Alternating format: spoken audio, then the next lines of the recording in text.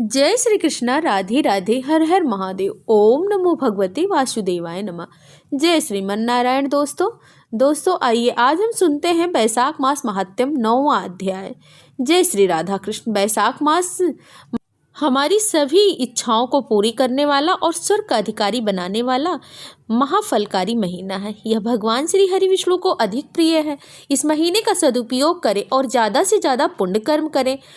अब श्री गणेश जी महाराज और अपने गुरुदेव को याद करते हुए वैशाख मास महात्म्य का अध्याय 9वां सुनते हैं। सूत जी महाराज सभी ऋषियों के पूछने पर उन्हें यम और ब्राह्मण का संवाद बता रहे हैं और नरक और स्वर्ग ले जाने वाले कर्मों का वर्णन बता रहे हैं।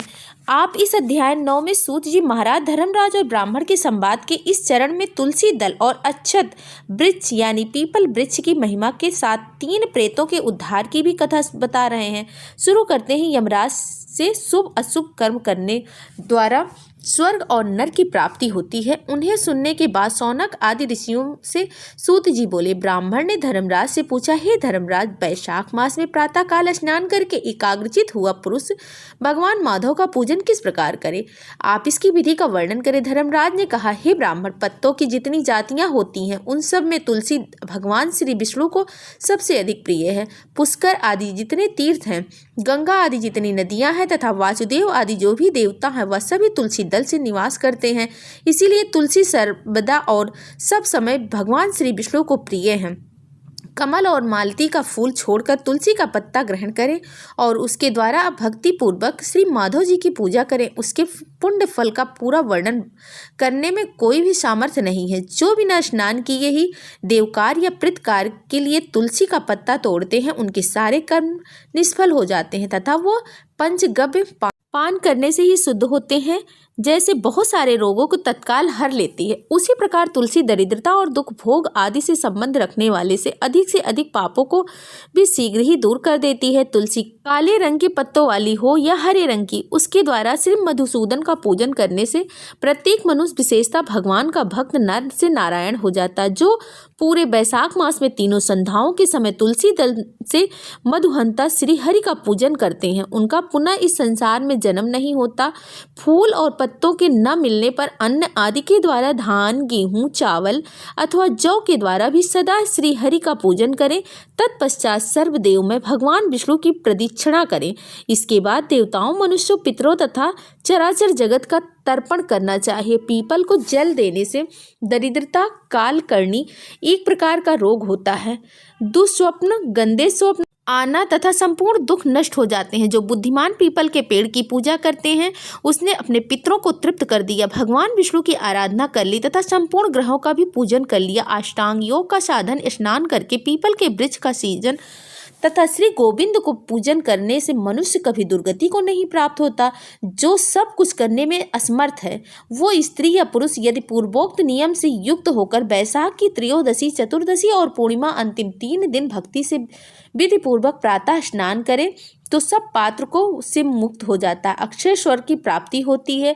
जो वैशाख मास में प्रसन्नता के साथ भक्ति पूर्वक ब्राह्मणों को भोजन कराते हैं तथा 3 रात तक प्रातः काल एक बार भी स्नान करके संयम और शौच का पालन करते हुए श्वेत या काले तिलों का मधु में मिलाकर 12 ब्राह्मणों को दान देते हैं, उन्हीं के द्वारा स्वास्तिक वाचन करवाते हैं तथा उस पर धर्मराज प्रसन्न होते हैं। इस उद्देश्य से देवता और पुत्रों का तर्पण करते हैं। उनके जीवन भर के किए हुए पाप तत्काल ही नष्ट हो जाते हैं।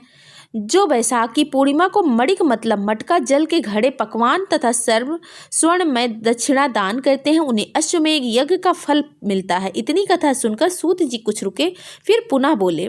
इसके बाद यमराज ने ब्राह्मण को इस विषय में एक प्राचीन इतिहास कहा जिसमें एक ब्राह्मण का घने वन में भीतर प्रेतों के साथ संवाद हुआ था। मध्य प्रदेश में एक धन शर्मा नामक ब्राह्मण रहता था। उसमें पाप का लेस मात्र भी नहीं था। एक दिन वह कुसा आदि लेने के लिए वन में गया। वहां उसने एक अद्भुत बात देखी। उसे 3 महारेत दिखाई दिए जो बड़े ही दुष्ट और भयंकर थे। ब्राह्मण धन शर्मा उन्हें देखकर डर गया। उन प्रेतों के केस ऊपर की ओर उठे हुए थे, ललाट, आंखें काले, लाल लाल दांत और सूखा हुआ उनका पेट। धन शर्मा ने उनसे पूछा, तुम लोग कौन हो? यह नर्क की किसी अवस्था तुम्हें कैसे प्राप्त हुई? मैं भय से आतुर हूँ और तू दुखी हूँ, दया का पात्र हूँ, मेरी रक्षा करो। मैं भगवान विष्णु का दास हूँ, मेरी रक्षा करने से भगवान तुम लोगों का भी कल्याण करेंगे। भगवान विष्णु ब्राह्मणों के हितैषी हैं, मुझ पर दया करने से वह तुम्हारे ऊपर संतुष्ट होंगे। श्री विष्णु का अलसी के पुष्प के समान श्याम वर्ण है, वो पीताम्बरधारी हैं। उनके नाम श्रवण करने मात्र से सब पापों की क्षय हो जाती है।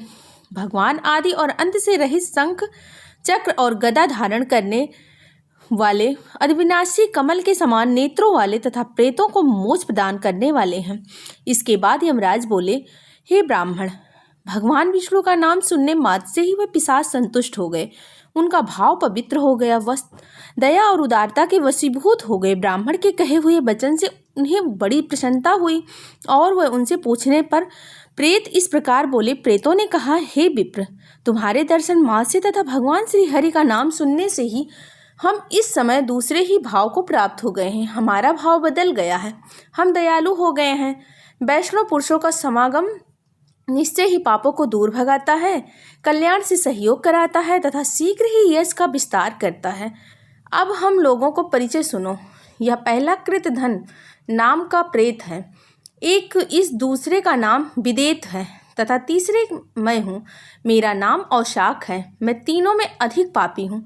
इस प्रथम पापी ने स्वतः ही कृतघ्नता की है, अर्थात कृतघ्नता का मतलब होता है कि अपने कर्मों के लिए किसी को धन्यवाद न देना, एहसान फरामोश जिसको बोलते हैं। कि इस प्रथम प्रेत ने सदा ही कृतघ्नता की है, इसके कर्म के अनुसार ही इसका नाम कृतघ्न पड़ा। हे ब्राह्मण, पूर्व जन्म में सुदास नामक यह एक द्रोही मनुष्य था, सदा कृतघ्नता करता था। कृतघ्न वास्तव में वो व्यक्ति होता है जो किसी के द्वारा अपने प्राप्त किए हुए सत्कार्यों को भूल जाते हैं या उन्हें मानते ही नहीं, या उनके लिए धन्यवाद नहीं महसूस करते, या बिल्कुल ही उनसे अलग हो जाते हैं, और उसी पाप से वो प्रेत उस अवस्था को पहुंचा है। अत्यंत पापी, धूर्त और गुरु और स्वामी का अहित करने वाले मनुष्य के लिए भी पापों से छूटने का उपाय है, पर कृतघ्न के लिए कोई प्रायश्चित नहीं है। इस दूसरे पापी ने देवताओं का पूजन किए बिना ही सदा अन्य भोजन ग्रहण किया है। इसने गुरु और ब्राह्मण को कभी दान नहीं दिया, इसीलिए इसका नाम विदेत हुआ। यह पूर्व जन्म में हरवीर नाम से विख्यात राजा था।